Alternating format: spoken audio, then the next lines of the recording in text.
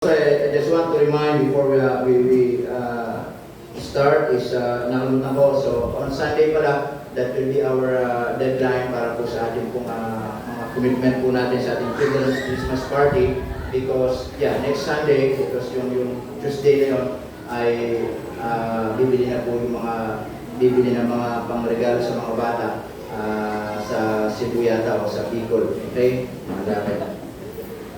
Anyway, just a reminders po, okay?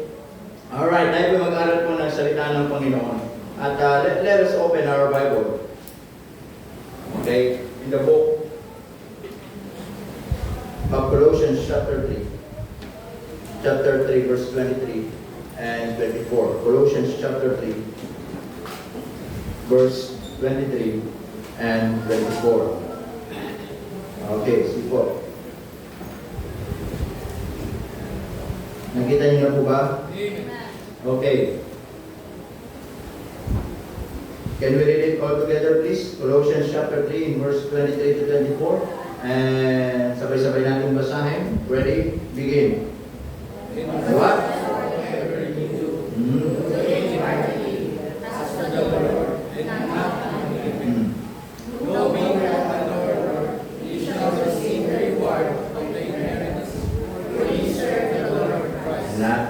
Unto men. Tayo mag-pray. Panginoon, salamat po ng marami ngayong pong umaga. Salamat po sa inyong biyaya. Help us, Lord, this morning. Tulungan niyo po kami, bigyan ng kalakasan at karunungan for us to study your precious word this morning. Salamat po sa mga nandito. Pagpalain mo kami sa pangalan ni Jesus. Amen. Amen. I'll take your seat. Okay. According sa verse kung ito, sa mga verses na binasa po natin, ang sabi po ng Bible, mga kapatid, actually, kung babasahin natin from verse 18, ay merong mga pattern dito when it comes to submission, na merong mga proper in order na pwede nating gawin. Okay? So, doon sa verse 18, nasabi doon, wives, submit yourselves unto your own husbands as it is fit in the Lord. Verse 19, husbands, love your wives and be not bitter against them. Verse 20. Children, obey your parents in all things. Amen? Amen, mga kapatid? Narinig ba ng mga anak yun? Children, obey your parents. Ano sabi doon? In all things. The word all. Amen? Hindi sinabi in few things, in some things, amen? Doon sa mga ilang mga bagay lang, but in all things. Tama po ba, mga kapatid? Sabi doon, for this is well-pleasing unto the Lord. Sabagat ito'y tunay na nakapagbibigay ng lugod sa ating Panginoon. Verse 21, fathers, provoke not your children to anger, lest they be discouraged. Verse 22, servants, obey in all things your masters, okay? According to the flesh, not with eye service, as man-pleasers, but in singleness of heart, fearing God. So, ito naman, sa isang servant, sa halimbawa, sa isang nagtatrabaho. Tama? Ano sabi? Obey in all things your master. Diba?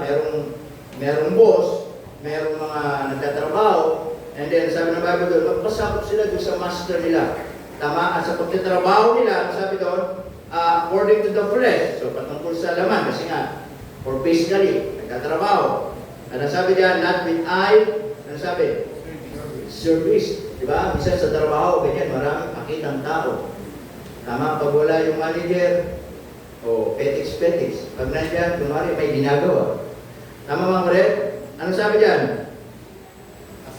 As man-pleasers, at hindi pakitang tao. Diba? Yun nga, kaya minsan, maraming mga tao gusto ng promotion, kasi gusto yung iba, nagpapalakas sa boss, di ba? Yung iba, parang Poso Negro, sit-sit sa boss. Di ba? Yung iba gustong siraan yung katrabaho para lang siya yung laging mabango. Tama mga ulit? Isa maraming ganyan. Tama, pero just a reminder po sa atin, kung ikaw ay isang Kristiyanong trabahador o trabahante, gagawin mo yung trabaho mo ng matapat, and sabi doon, but in singleness of heart, fearing God. Amen mga kapatid? Tama po ba? Magtatrabaho ka ng maayos, nagtatrabaho kahit wala nakikita kasi alam mo, yun yung ginagawa trabaho. Tama mga kapatid? Dahil meron kang takot sa Panginoon. Amen? Now in verse 23, sabi doon, in verse 24, dito naman, and whatsoever you do it heartily. Ano man ang ginagawa ninyo, gawin ninyo ng buong kagalakan, buong puso para sa Panginoon at hindi para sa tao. At nalalaman ninyo, sabi yan, knowing that of the Lord you shall receive the reward of the inheritance. And one day, ang Diyos ay gagantimpalaan kayo. Amen? Sapagkat naglingkod kayo sa ating Panginoon Jesucristo. Tama? Pag-usapan natin ng mga kapatid, the hidden servants. Okay? The hidden servants. Ibig kong sabihin ng hidden servants. Ito yung mga uri ng mga tao, uri ng mga anak ng Diyos, na hindi masyadong nakikita doon sa spotlight, hindi masyadong nakikita yung mukha, hindi masyadong na-appreciate, hindi masyadong napapansin yung ginagawa. Minsan, halimbawa sa mga for example, sa mga palabas o yung merong mga concert o ano man yung mga ginagawa ng mga artista, ang mga tao minsan mas nakafocus lang sila doon sa nagpe-perform. Tama mga kapatid? They is focusing doon sa performer at amazed na amazed sila. Tama na ang ganda ng boses, talaga namang kuwang-kuwa yung mga high notes, parang yung mga bass natin dito, di ba? Kuwang-kuwa yung mga high notes, tama? So, namamanga sila after the performance, after the concert o naman mga program, ay maraming mga taong gusto makapagpa-picture doon sa singer, tama? Doon sa artista, maraming gustong magpa-autograph, maraming gusto kasi yun yung nakikita nila doon sa spotlight. Pero maraming mga tao hindi nakikita behind the stage. Ay mayroong mga taong mga maliliit na klase ng tao. Behind the stage, mayroong mga taong konti lang yung ginagawa, pero napaka-importante. Paano kakanta yung singer na yun kung wala mag-aayos ng mic? Paano magpe-perform na yun kung wala mag-aayos ng mga ilaw? Paano magpe-perform ng malinis na stage na yun kung maraming mga kalat? Minsan, hindi man napapansin ng mga tao yan because they are focusing doon po sa spotlight kung sino yung performer, sino yung singer, at nakakalimutan nila behind the stage, there are somebody, mga kapatid, na naglilingkod, na gumagawa, na hindi nakikita. Tama mga kapatid? But I want to tell you, mga kapatid, ganoon din po sa atin. Mga kapatid, marahil meron tayong ginagawa sa church, meron mga bagay tayong mga pinaglilingkod sa Panginoon, at marahil hindi tayo masyadong nakikita, hindi tayo masyadong napapansin, hindi masyadong na-appreciate yung ginagawa natin, yung simpleng pag-ayos ng upuan, marahil walang nagpapasalamat sa iyo, yung simpleng pagwawalis, marahil walang nagsasabi, kapatid, salamat, marahil yung mga simpleng bagay na ginagawa natin, at marahil hindi nakikita. Next ko pong sabihin mga kapatid, tatandaan natin, you may be behind the scenes, mga kapatid, but you are never behind in God's eye. Amen? Marahil hindi ka nakikita ng tao, pero kailanman, hindi pwedeng hindi ka makita ng Diyos. Tama? The hidden servants. Hindi sukatan yung daming mga kapatid para lang mapansin ka. Hindi sukatan yung maraming nagagawa sa church para ikaw ay makilala. Hindi sukatan, mga kapatid, yung dami ng mga ginagawa para ikaw yung maging doon sa spotlight. Hindi po. Even doon sa smallest thing, doon sa simplest thing na ginagawa mo, nakikita ng Panginoon yan. Amen mga kapatid? Kaya po, I just want to encourage everyone na marahil minsan nakakalimutan natin at maraming mga tao sometimes inside the church baka naghahanap sila ng applause, ng man's applause, naghahanap sila ng appreciation, naghahanap sila ng palakpak ng tao, pero tandaan natin, mga kapatid, ano man ang ginagawa natin, hindi yan para sa tao. Amen mga kapatid? Ano man ang ginagawa natin, yan ay para sa Panginoon. Amen? That's why the hidden servants of God. Number one, I just want to share. Okay? Number one, God's eyes are better than people's applause. God's eyes are better than people's applause. Hindi mo kinakailangang ipakita lahat ng ginagawa mo para matawag kang valuable. Tama? The Lord sees every service you serve. The Lord sees every chair you arrange. The Lord sees every tear you shed in prayer and in every act of kindness, mga kapatid. Nakikita ng Panginoon yan. Tama? Minsan, nagiging nakakalungkot lang isipin. Marami mga tao, mas gusto nila yung man's applause, yung people's applause. Mga kapatid, kaysa doon sa kung ano nakikita ng Diyos sa kanila. Tama? Amen po ba? Nakakalungkot naman kung darating yung panahon, marami mga tao at maybe marami mga nanampalataya, umalis sa simbahan. Bakit umalis? Hindi kasi ako napapansin ni Pastor. Bakit ka umalis sa church? Ang dami ko nang ginawa sa church, hindi man ako na-appreciate ni Pastor. Ang dami ko nang ginawa pero hindi man ako napalakpakan ng mga tao. Ang dami ko nang ginawa, ang dami ko nang naibigay, ang dami ko nang naitulong, pero hindi man ako napuri ni Pastor. Kapatid, if that is our motive, if that is our purpose why we are serving the Lord, then di lahat ng ginawa natin, mawawalan ng kabuluhan. Amen mga kapatid? Mawawalan ng kabuluhan lahat po ng ginawa po natin. Amen? Kaya tandaan po natin, God's eye are better than people's applause. Amen? At sana, kahit walang nakakakita, gumawa tayo para sa Panginoon. Sana, kahit walang pumapalakpak, gumawa tayo para sa Panginoon. Sana, kahit walang nag-appreciate, gumawa tayo para sa Panginoon. Sana, kahit walang pumupuri, gumawa tayo para sa Panginoon. Because God's eye are better than people's applause. Amen? Hindi natin kailangan palakpakan ng tao dito. Lahat ng ginagawa natin, gawin natin. Nasabi ng Bible, whatsoever you do it heartily. Gawin natin ng tunay, gawin natin ng totoo. Do it heartily as to the Lord and not unto men. Amen mga kapatid? Kasi mas importante yung nagagawa natin para sa Panginoon kaysa pinapalakpakan tayo ng tao dito. Tama po ba mga kapatid? Isa, marami mga tao, lahat ng ginagawa gusto makita ng buong mundo. Maraming mga tao, meron akong kilala, hindi naman sa ano, pero wala na siya ngayon. Hindi ko lang nasa na. Okay, dati yung simbahan dito sa Mayhala. Minsan, hindi ko na alam kasi dati, madalas, nakikita lagi namin sa Facebook, may kayabangan talaga eh.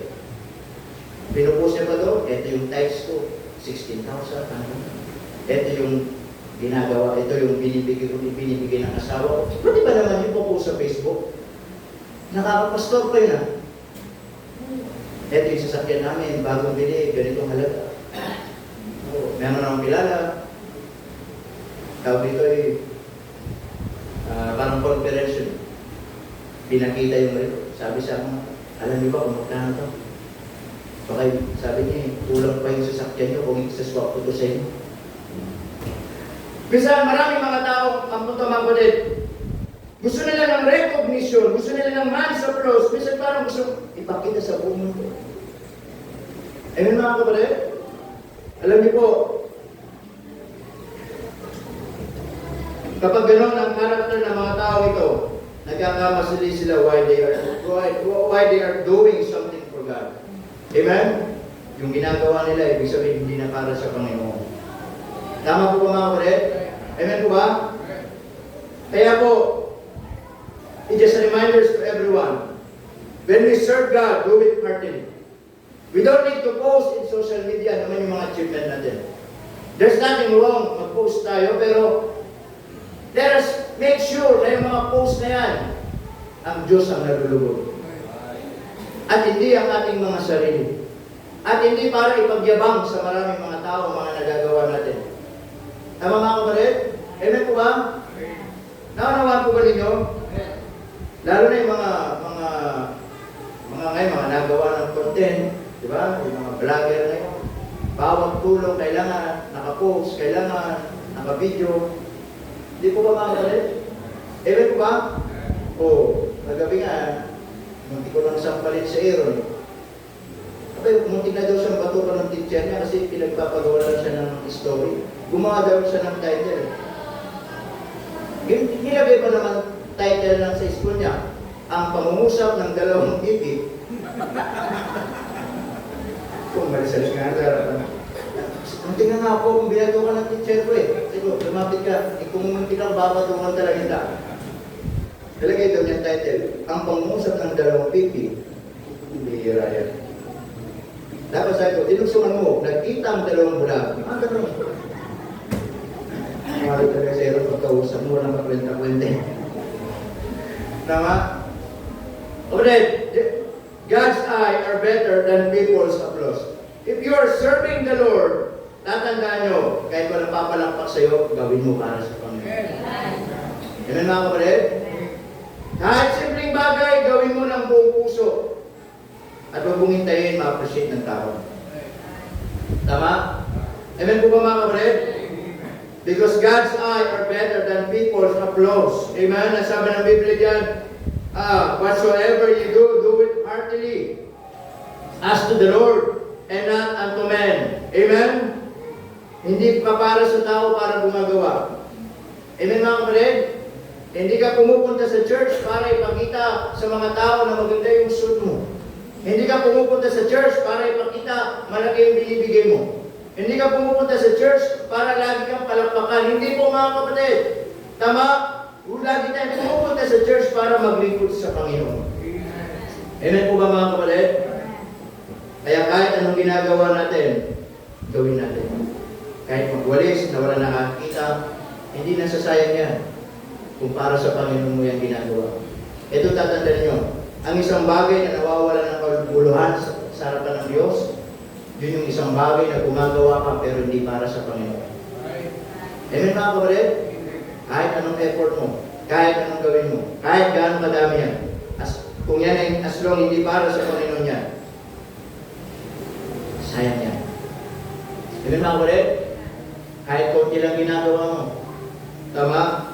Tatandaan natin, God's eyes are better than people's applause. Amen? Number 2. Small acts can have eternal impact. Akala kasi natin mga kapatid, yung malalaking bagay na ginagawa natin, doon lang natutuwa ang Diyos. Nakakala natin yung mga bagay na malaking nagagawa natin para sa Panginoon, yun lang yung na-appreciate ng Panginoon. Amen mga kapatid? Nakakala na marami, mga kapatid, yung marami mga nagagawa sa church, na-achieve sa church, yung malaking bagay lang ang na-appreciate ng Panginoon. No. Listen to this. Small acts can have eternal impact. Kahit maliit lang yan, sabi ko nga, natutuwa ang Diyos yan. Amen mga kapatid? Yung pag-ngiti mo lang, kapag may bisita, ngitian mo lang, can have eternal impact. Yung makamayan mo lang, kahit maliit na pagkamay lang yan, can have eternal impact. Amen mga kapatid? Kahit yung mga maliliit na bagay na ginagawa natin can have eternal impact. Naunawan po ba natin? Na minsan marahil hindi tayo nakikita, marahil huwag natin isipin na baka ito hindi pagpalain kasi maliit lang ito.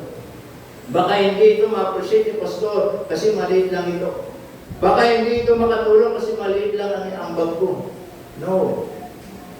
Small act can have eternal impact. Amen? Nakala natin maliit, akala natin konti, pero kahit maliit yan, pwede magbago ng buhay ng tao. Kahit maliit yan, mga kapatid, pwede maging pagpapala sa buhay ng iba. Kahit maliit yan, pwede matuwa ang Diyos yan.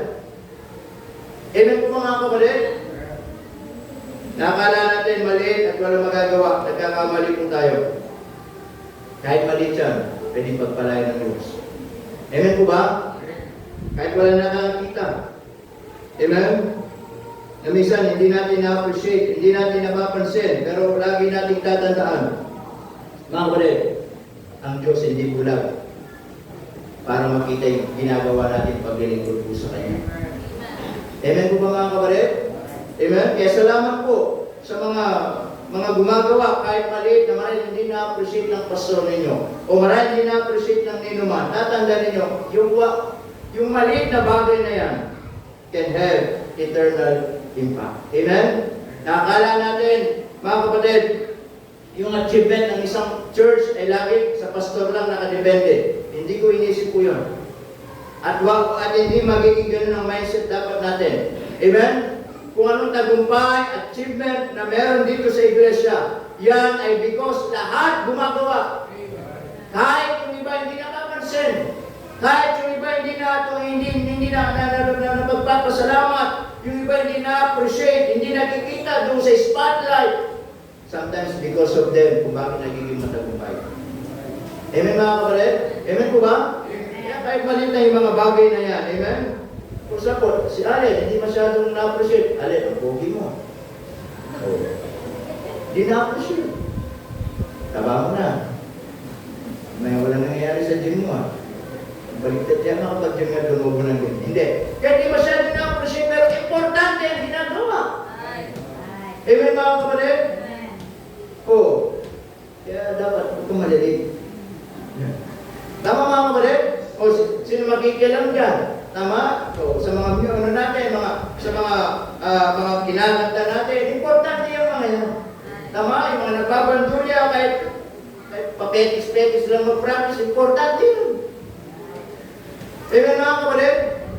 Ibig sabihin, ano man ang ginagawa natin, kahit maliit lang yan, gawin natin para sa Panginoon. At huwag mong isipin, walang mangyayari dyan. Meron po. Amen mga kapatid? So, small acts can have eternal impact. Huwag natin isabihin, maliit lang. Hindi po. Sometimes, yung maliit na bagay, pwede magbago ng buhay ng isang tao. Amen mga kapatid? Amen po ba? Yung pagngiti mo lang sa isang tao na maraming problema, maraming pagsubok sa buhay, pero nginitian mo, di ba? Nabuhayan ulit siya ng loob, magpatuloy sa Panginoon. Amen mga kapatid? Oh, ibig sabihin, sa simpleng pagngiti, pwede magbago ng buhay ng tao. Tama, lalo na kapag ngumiti ka at nalaglag yung pustiso, matutuwa talaga yung ngingitian. Makakalimutan niya yung problema niya. Tama mga kapatid? Oh. Kaya make sure, makaligit yan. Okay, number 3. And lastly, nasabi ng Bible din, in verse 24, nasabi, knowing of the Lord, ye shall receive, nasabi, the reward. Amen? Lastly, listen to this, your reward is stored. Amen? Not lost. Kahit maliit ang ginagawa mo mga kapatid, gagantipalan ng Diyos yan at hindi masasayang yan. Kahit maliit lang yung ambag mo, gagantipalan ng Diyos yan, hindi mawawala ng kabuluhan yan. Kahit maliit lang yung paglilingkod na ginagawa mo, gagantipalan ng Diyos yan, hindi mawawala ng kabuluhan yan. Ang laslong ng ginagawa mo ay para sa Panginoon. Amen mga kapatid? Kaya sabi ng Bible diyan, knowing that of the Lord ye shall receive the reward of the inheritance. Amen mga kapatid? Na kahit sa gawain ng Panginoon, hirap ka na, pero nagpapatuloy ka, someday gagantimpalaan ka ng Diyos. Sa gawain ng Panginoon, maraming mga bagay na sumusubok sa iyong pananampalataya, pero nagpapatuloy ka, gagantimpalaan ng Panginoon yan. Amen mga kapatid? Dahil bawat paglilingkod natin sa Panginoon, yan po ay nakakredit doon sa langit. At one day, magpapalain ng Diyos. Amen mga kapatid? Your reward is stored, not lost. Hindi mawawala ng kabuluhan yan. As long na yung ginagawa mo ay para sa Panginoon. Amen? Kaya nga sabi ng Bible in verse 22, ano sabi doon? Servants, obey all things your masters, according to the flesh, not with eye service. Amen? As man pleasers. Amen mga kapatid? Na hindi tayo gumagawa, naglilingkod kasi marami nakakakita. Hindi tayo gumagawa at naglilingkod kasi para sa tao. Kundi gumagawa tayo but in singleness of heart, fearing God. Amen? And we're doing something for God heartily. At yung mga paglilingkod na yon na totoo, totoo, na tao sa puso. Ang sabi ng Biblia, wala mang papalakpak na tao sa iyo dito, wala mang maka-appreciate ng ginagawa mo. Ituloy mo lang kasi hindi nawawala ng kabuluhan yan. Sapagkat ang sabi ng Bible in verse 24, ang Panginoon ang siya magbibigay ng gantimpala sa paglilingkod mo. Amen mga kapatid? Kaya salamat po sa Panginoon sa mga minsan malilit na bagay na ginagawa ng bawat isa. Behind the scene. Amen? Hindi po lagi si pastor ang nakikita dito. Behind the scene. Hindi lagi si pastor ang magaling dito. But I wanna tell you, behind the scene, bawat isa sa atin na may mga ginagawa, maliit man o malaki, mahalaga yan sa Panginoon. Amen mga kapatid? Kaya salamat po sa Panginoon sa mga bawat isa dito. Na minsan, hindi ko man lahat mamensyon, mga kapatid, pero sa harapan ng Diyos, lahat tayo na gumagawa para sa Panginoon. Minsan in different area, minsan iba't iba lamang tayong paggawa sa Panginoon, pero lahat ng yan, mahalaga sa Panginoon. And gusto kong maunawaan ninyo, darating ang araw, gagantimpalaan kayo ng Panginoon. Amen? Hindi ko man kayo maabutan ng 1,000,000. Hindi ko man mapasalamatan ang ginagawa ninyo. Tandaan nyo, tuloy mo na. Kasi sa Panginoon yung ginagawa. Tama mga kapatid? Hindi ako ang magbibigay ng gantimpala sa inyo, ang Panginoon. Tama? Kaya po, sabi ng Bible dyan, your reward is stored, not lost. Hindi mawawala ng kabuluhan yan. Amen po ba? Kaya po, nais ko pong sabihin sa bawat mga mananampalataya, amen, to every believers in Christ na may ginagawa para sa Panginoon, kahit maliit, ituloy nyo lang. Amen? Mga Sunday school teacher natin, tuloy lang. Amen? Na marahil hindi kayo na-appreciate, tuloy lang. Tama? Mga choir member natin, tuloy lang. Kahit wala na-appreciate, tuloy lang. Hindi kayo nagtuturo para sa pastor, nagtuturo kayo para sa Panginoon. Hindi kayo umaawit para sa pastor, umaawit kayo para sa Panginoon. Amen? Sa mga may ministry, tuloy lang. Sa mga music natin, hindi kayo tumutugtog para magpagaling. Hindi kayo tumutugtog para kanino man o para sa pastor ninyo. Tumutugtog kayo because you want to serve the Lord in that kind of ministry. Amen mga kapatid? Kaya salamat po sa mga minsan gumagawa, may mga ministry minsan maliliit lang, pero kung isipin maliit, the Lord will bless you. Amen mga kapatid? Amen po ba? Salamat po. Ano, Sister Raquel, merong ang tawag yan? Ha? Tripod. Ang ginagamit. Ang hirap naman kung mag-asawa. Every Sunday, Sister Dina ang magaganyan, ha? O, huwag kayong gagalaw. Kasi pag gumalaw, magalaw yan. Amen mga kapatid? O, tapos mahirap pa kung pasmado pa. Mas mahirap pag gano'n. Tama? Kahit hindi na-appreciate, salamat sa Panginoon. Amen mga kapatid? At salamat po sa bawat isa, sa music natin. Amen mga kapatid? Marahil hindi natin na-appreciate, pero salamat kay Sister Luisa. Every Saturday, siya nagpiprint ng mga kinakanta natin. Tama mga kapatid? Salamat po sa Panginoon, sa mga ministry natin, sa mga children's ministry natin. Salamat sa mga nagpapakain ng mga bata. Amen? Na hindi nagsasawa. Tama? Sa Sheila, sa Evelyn, na isa sa mga Bible Center natin, nagpapakain sila sa mga bata. Tama mga kapatid? Amen po ba? Ito ng mga bata, kami naman nagpakakainin, Jollibee, McDo. Salamat sa Panginoon. Hindi po ba mga kapatid? Sa mga mothers natin, every Sunday, meron sila mga schedule sa mga pagpapakain sa mga bata dito sa church. Minsan hindi man na-appreciate, ituloy nyo lang para sa Panginoon. Amen. The point is this, lahat ng bagay na ginagawa natin, hindi mawawala ng kabuluhan. Huwag nyo hintayin, palakpakan kayo, mali-disappoint kayo. Huwag nyo hintayin, mapansin kayo, mag-fail kayo.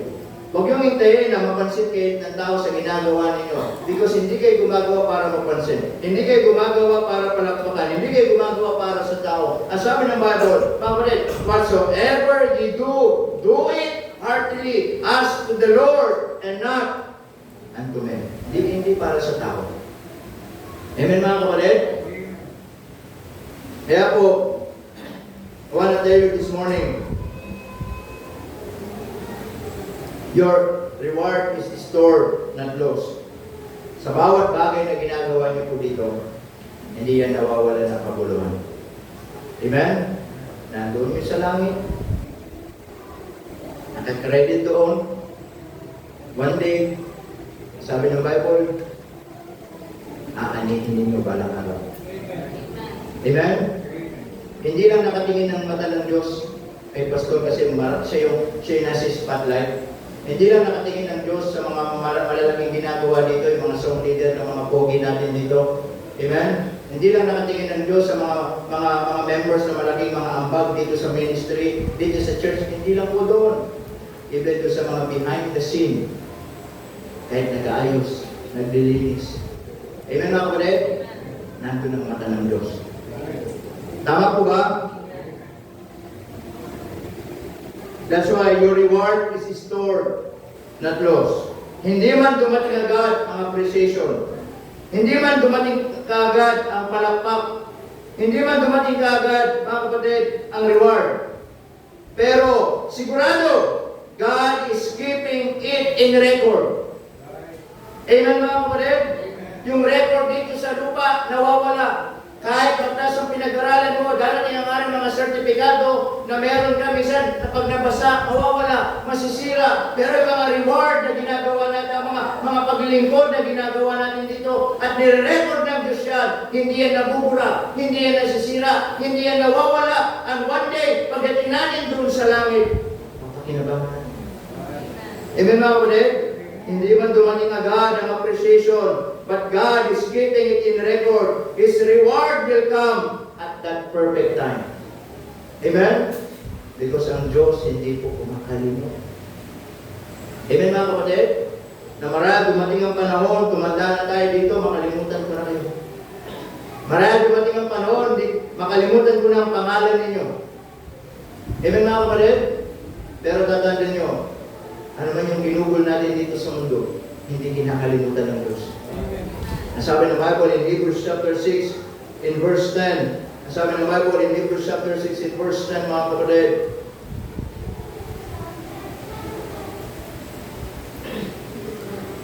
The Bible says, in Hebrews chapter 6, in verse 10, nasabi ng Bible, for God is not unrighteous to forget your work and labor of love.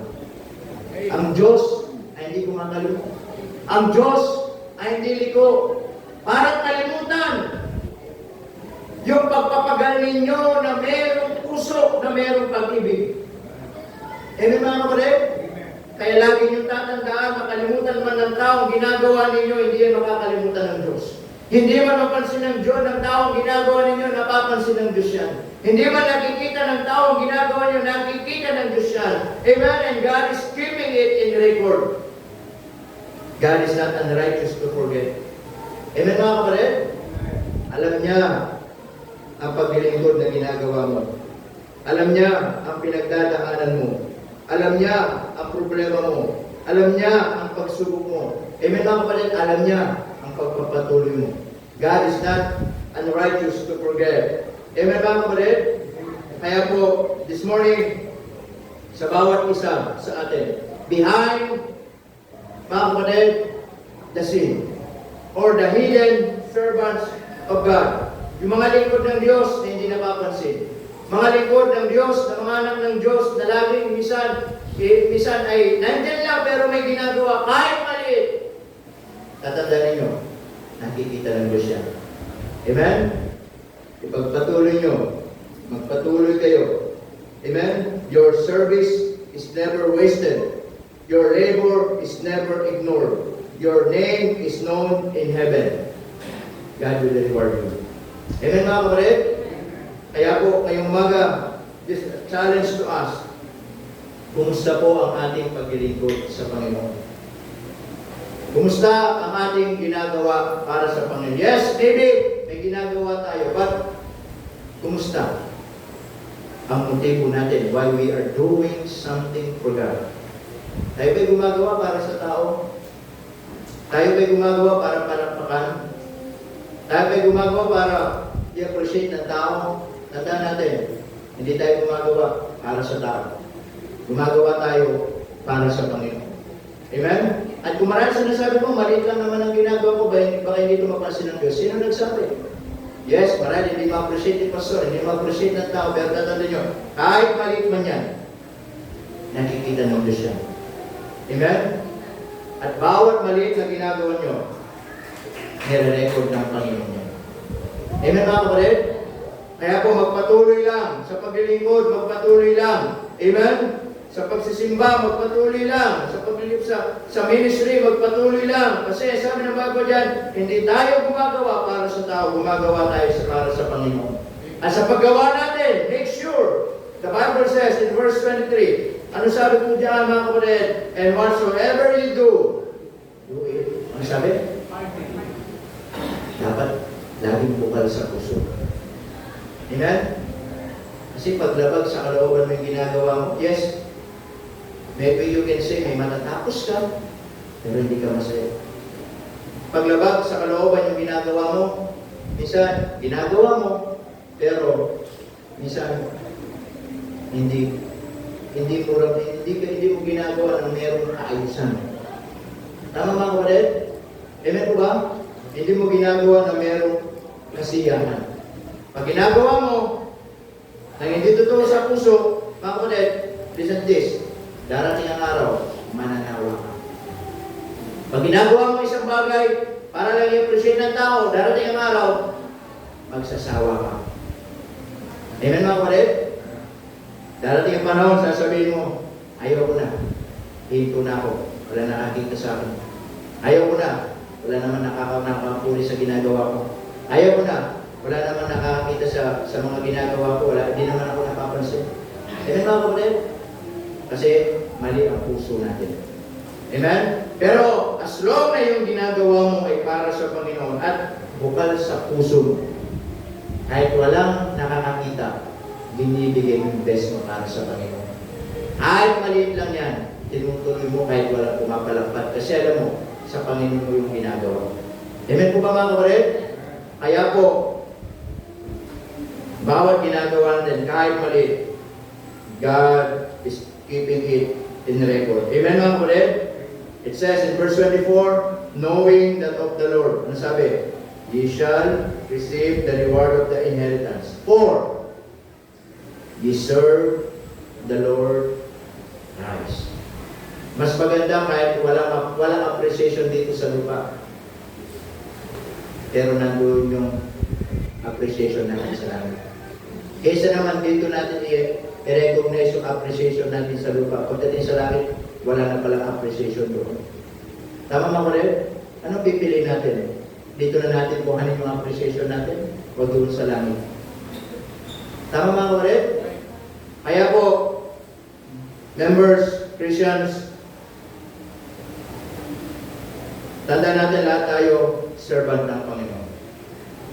Amen? Hindi lang yung lagi nakikita ang servant ng Diyos. Hindi lang yung malaki ang bagang servant ng Diyos. Lahat tayo servant ng Panginoon. Kahit nasa pinakamaliit na bagay na ginagawa mo, pinipilan ng Panginoon yan. Amen? At sa bawat paggawa, tatandaan natin, hindi natin ginagawa yan para sa tao. Sa Diyos natin ginagawa. Dahil kapag yan ginawa mo sa tao, tao ang magpapala yan. Magbabalik ng appreciation. Pero kapag sa Diyos mo ginawa, ang Diyos ang magbibigay ng recognition sa iyo. Kaya po, tuloy lang. Magpatuloy lang. Kahit maliit, huwag natin isipin maliit.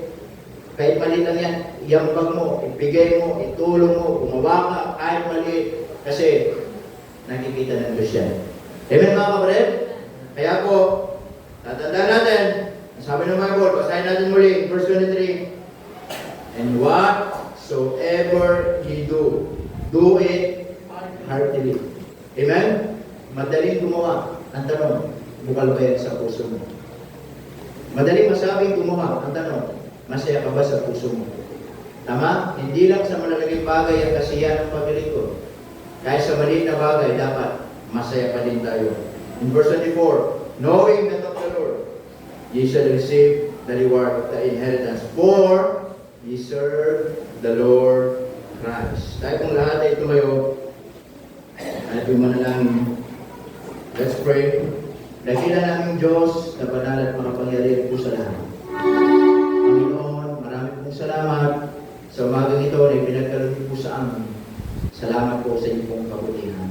Habang ating mga ulo na po, mga mata na kapigay, magkaroon lang tayo ng meditation ngayon pong umagang ito. Kumusta po ang ating paglilingkod sa Panginoon? Marahil sinasabi natin na maliit lang ang ambag ko. Marahil sinasabi natin, ito lang ang meron ako. Pero gusto maunawaan po ninyo na kahit maliit yan, nakikita ng Panginoon. Marahil ang Panginoon na usap po sa atin ngayong umaga. At gusto natin lumapit sa dakong unahan. Salamat sa kanyang pabutihan, sa kanyang biyaya.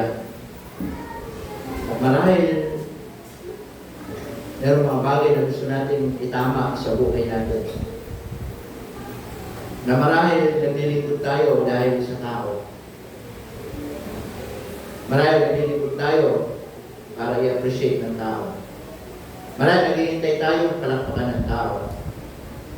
Pero nakakalimutan natin na kaya ka pala gumagawa. Kaya ka pala naglilingkod. Kaya ka pala ay ginagawa para sa Panginoon. Na kahit maliit man yan, kasi alam mo, yan ay para sa Panginoon. Kasi kapag sinabi natin na yan ay para sa tao, isa, mapapagod tayo, mananawa tayo, darating sa point ng buhay natin, sasabihin natin, ayaw ko na. Na para bang wala naman nangyayari. Tagal-tagal ko nang ginagawa to, wala naman nangyayari. Tagal-tagal ko nang gumagawa, di naman ako nakikita ni pastor, di naman na-appreciate. Kapatid, salamat sa pagpapagal at paglilingkod mo. Pero minsan, mali ang naligo. Tandaan nyo, ano man ang bagay na ginagawa natin, we're doing it for the Lord. Kaya kung sinasabi mo, gusto ko pong itama ang aking puso sa aking ginagawa, gusto ko, Panginoon, ang mapupuri. Na kahit maliit pala, God's eye are better than man's applause. Your reward is stored, not lost. Hindi nawawala yung reward. Basta yan ang ginawa ko para sa Panginoon. Yeah, maybe the Lord speaks to you this morning at lumapit sa unahan at manalangin sa Panginoon and make a commitment once again at itama yung paglilingkod, itama yung puso, itama yung nais sa buhay na minsan marahil sinasabi natin, maliit lang ang ginagawa ko, hindi nakikita ng Panginoon, nagkakamali ka. God is in control. He's keeping in record. Hindi nawawala ng kapuluhan ang bagay na ginagawa mo. Kung ang panalangin mo, lumega. Amen. Ito po sa unahan. Langin tayo sa Panginoon. Pwede ka lumapit sa Panginoon ngayong umaga. Pagdasal mo yung sarili mo. Lalo kang maglingkod na kahit walang pumapalampa, kahit walang nakakakita, kahit walang nakakapag-appreciate, kahit ikay unappreciated, then still serve the Lord. Serve the Lord. Sabi ng Bible, whatsoever you do it heartily. Ask to the Lord and not unto men. The hidden servants of God. Kaya salamat po sa mga servants of God that behind the scene kahit naglilinis, nag-aayos, may mga ginagawa, kahit anong mga bagay, minsan hindi nakapansin, ituloy nyo lang po. Hindi po yung nawawala ng kapuluhan. Yan ang ginagawa niyo po para sa Panginoon. At hindi ko kahit lahat suklian ang mga ginagawa niyo. Tanging ang kailangan nagagawa mo lamang. If